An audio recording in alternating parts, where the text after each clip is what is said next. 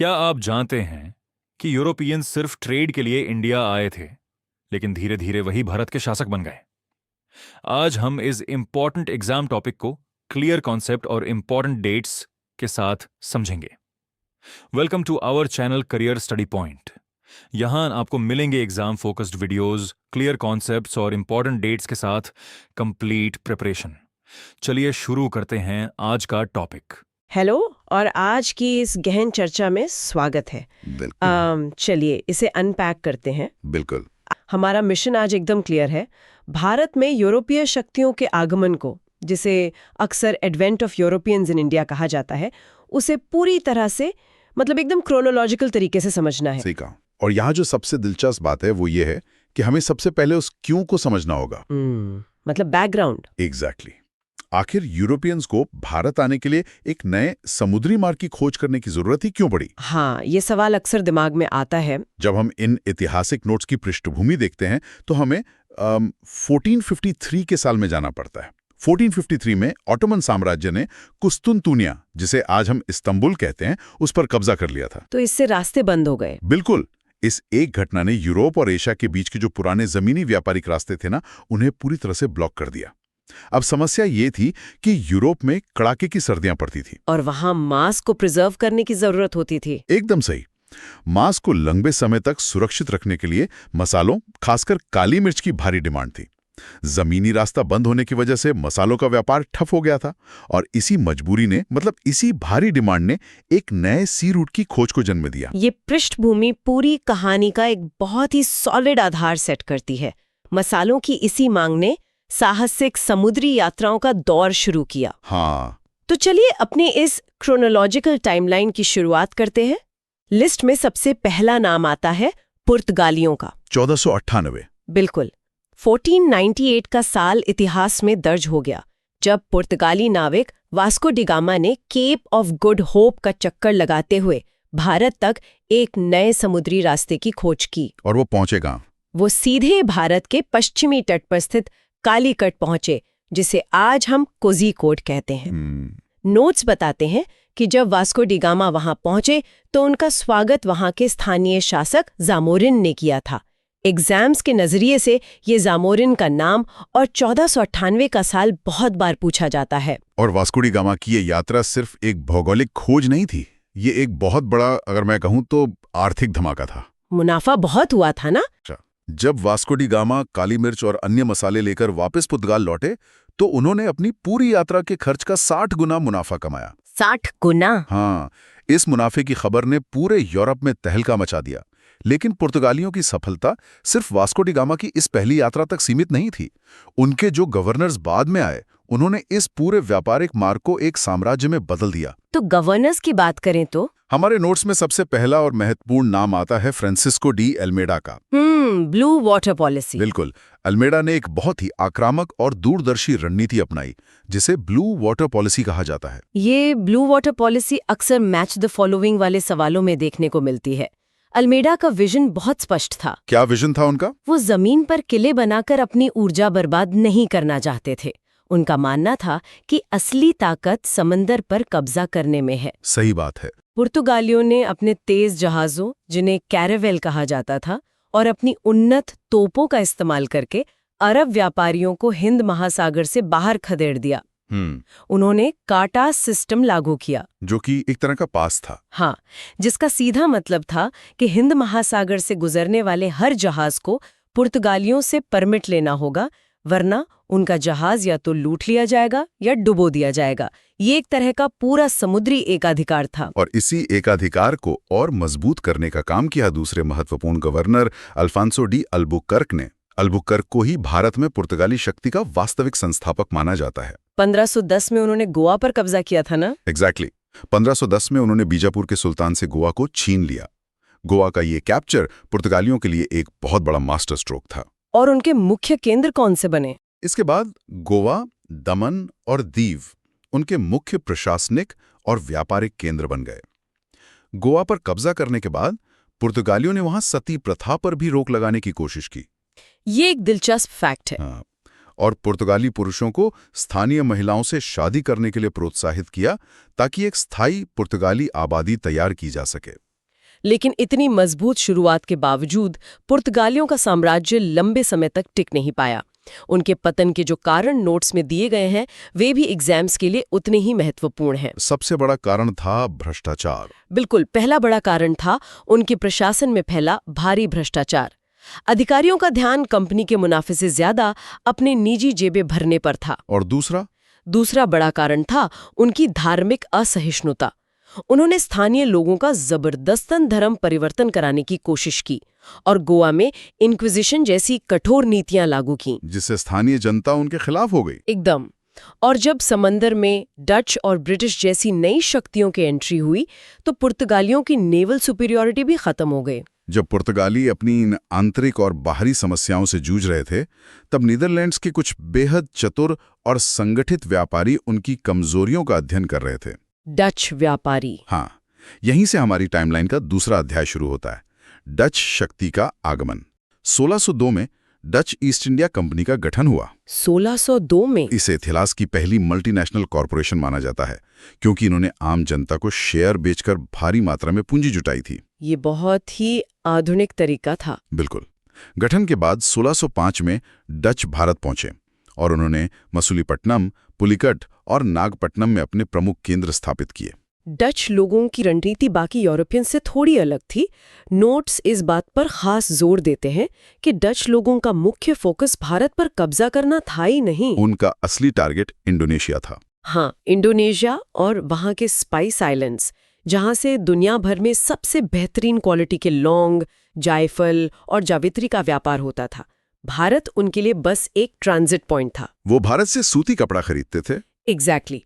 और उस कपड़े का इस्तेमाल इंडोनेशिया में मसालों के बदले बार्टर करने के लिए करते थे। उनका ये मॉडल बहुत सफल रहा, लेकिन भारत के तटीय इलाकों में व्यापार करते हुए उनका सामना बहुत जल्द एक और उभरती हुई शक्ति से हो गया, ब्रिटिश। और फिर टकराव शुरू हुआ। डच और ब्रिटिश के बीच व्यापारिक एकाधिकार को लेकर लगातार तनाव बढ़ता रहा।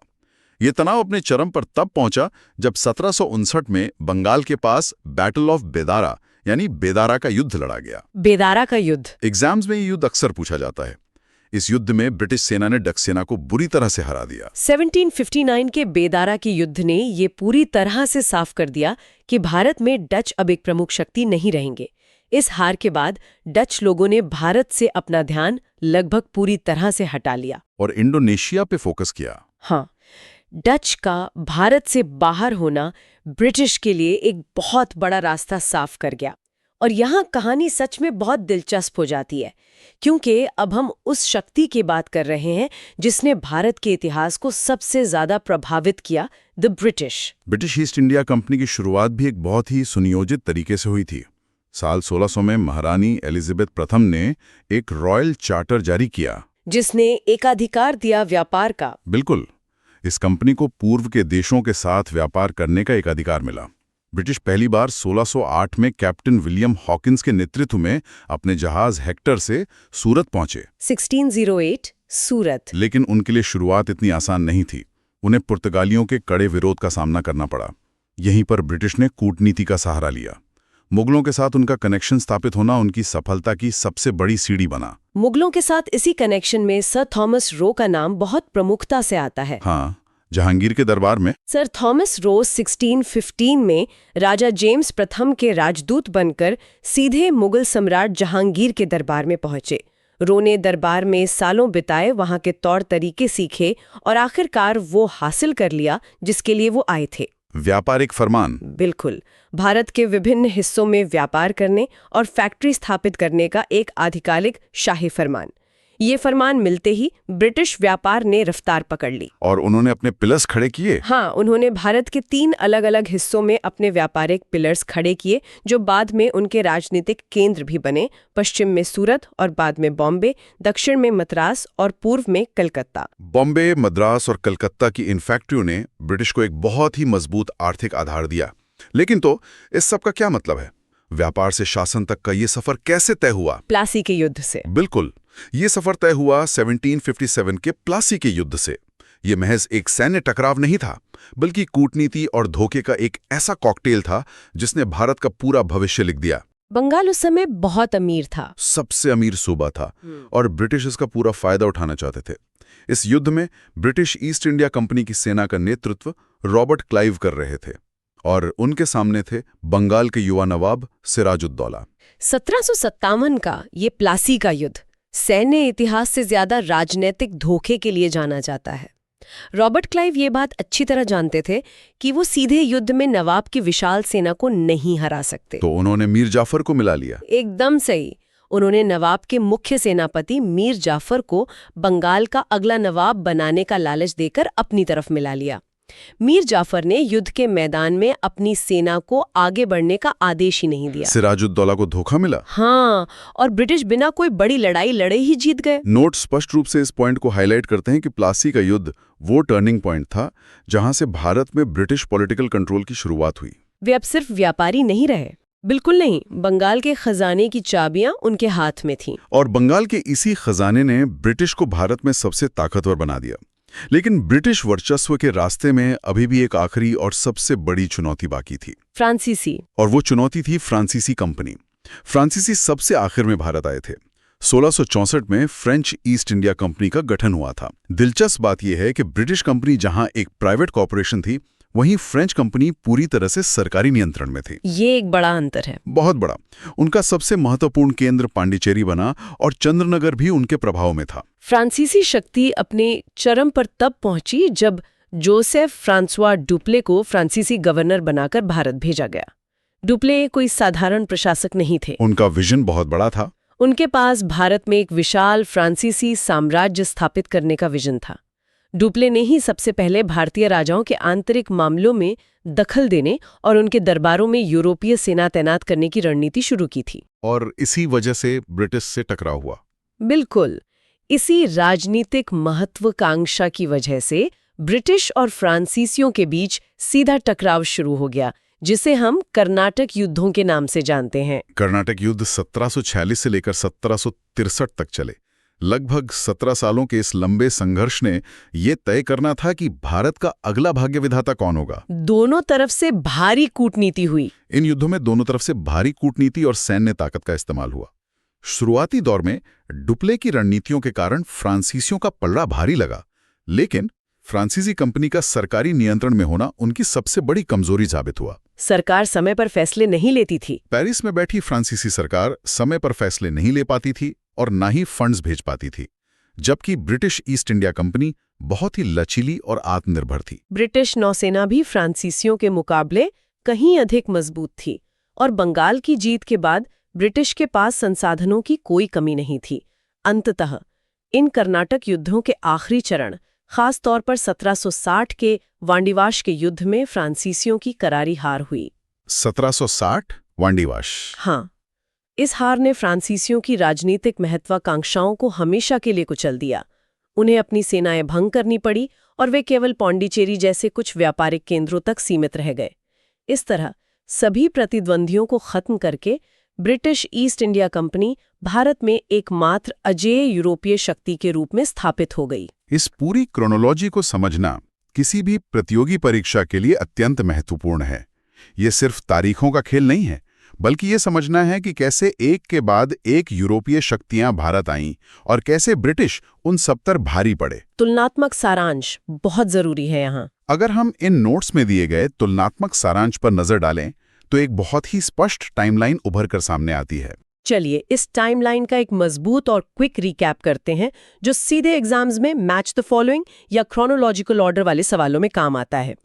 सबसे पहले आए पुर्तगाली। साल था 1498। उन्होंने ब्लू वाटर पॉलिसी लागू की, गोवा को अपना मुख्य केंद्र बनाया। लेकिन भ्रष्टाचार और धार्मिक कठोरता के कारण उनका पतन हो गया। दूसरे नंबर पे आए डच। साल था 1605। उनका मुख्य फोकस भारत नहीं बल्कि इंडोनेशिया के मसालों का व्यापार था। और 1759 के बेदारा के युद्ध में ब्रिटिश के हाथों हारकर वे भारत से बाहर हो गए। तीसरे नंबर पे आए ब्रिटिश।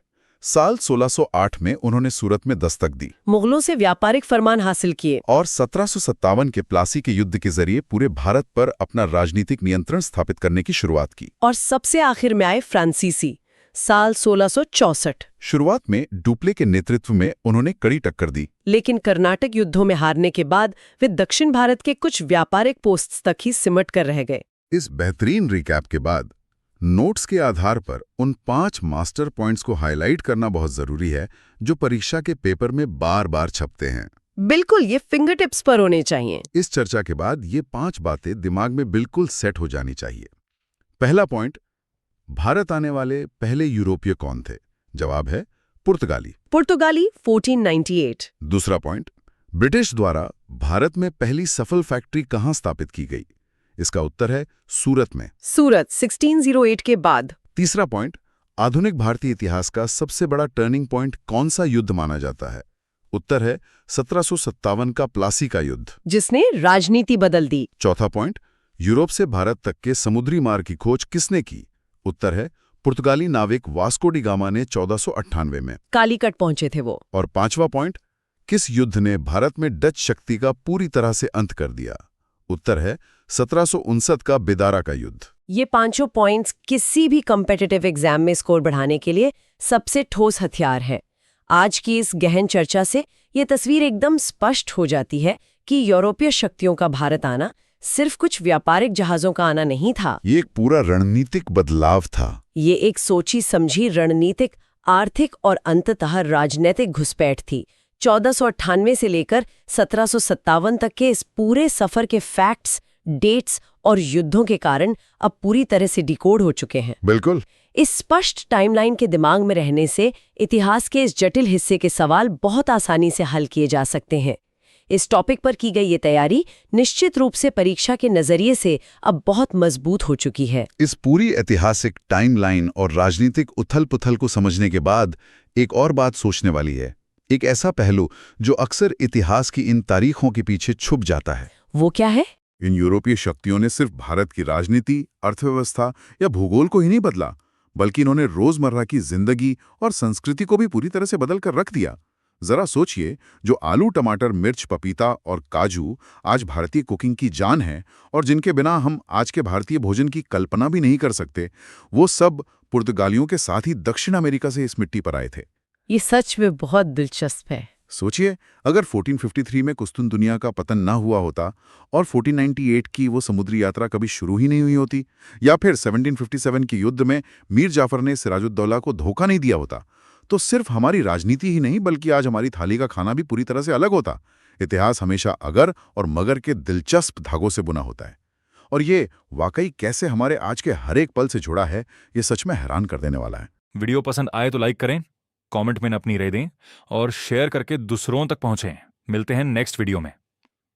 चैनल नया है, आपका सपोर्ट बहुत जरूरी है, इसलिए चैनल को सब्सक्राइब जरूर करें।